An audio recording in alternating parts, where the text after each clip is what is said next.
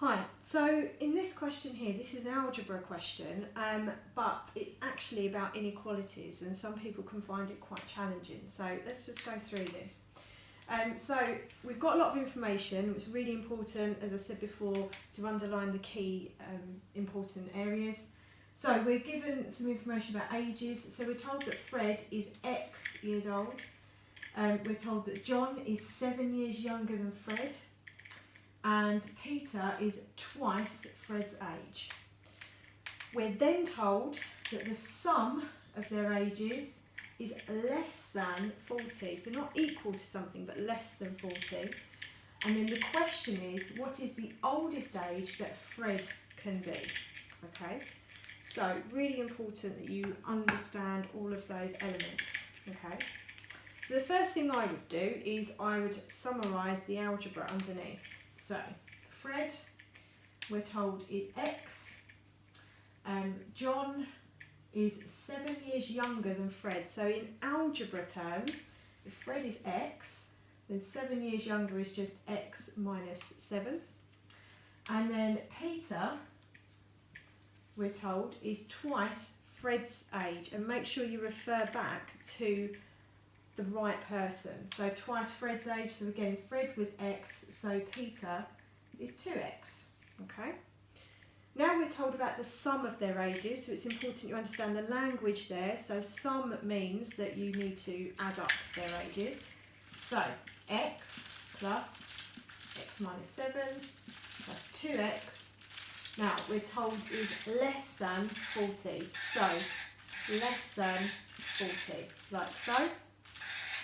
Now we sum up and simplify this, so collecting together our like terms.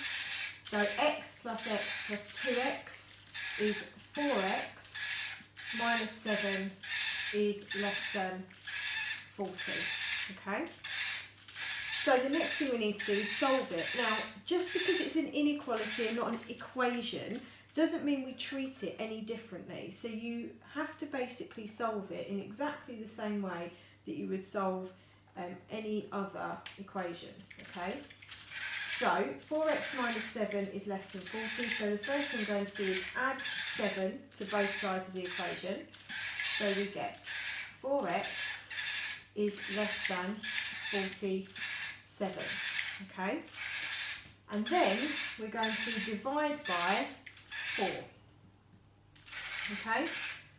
So if I divide this side by 4, I get x. If I divide this side by 4, what we're looking for here, you can write it as a top-heavy fraction first of all, so we get 47 over 4.